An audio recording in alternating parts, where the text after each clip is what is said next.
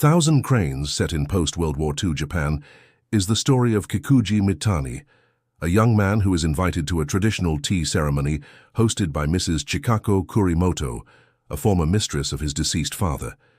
Kikuji learns more about his father's romantic entanglements, particularly with two women, Chikako and Mrs. Ota, whose lingering presence shapes the emotional landscape of the story. At the ceremony, Kikuji meets Yukiko Inamura, a graceful and reserved young woman with a beautiful thousand-crane patterned tea bowl. She is suggested as a potential marriage partner. Kikuji becomes emotionally involved with Mrs. Ota, his father's former lover.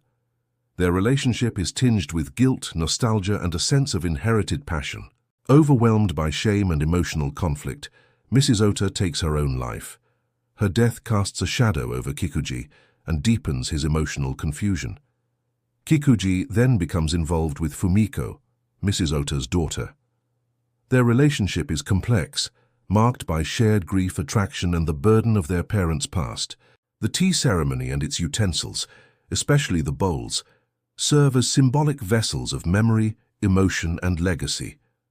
The thousand-crane bowl associated with Yukiko becomes a recurring motif of purity and unattainable beauty.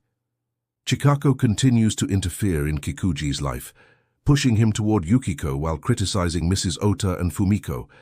Her presence represents bitterness and control.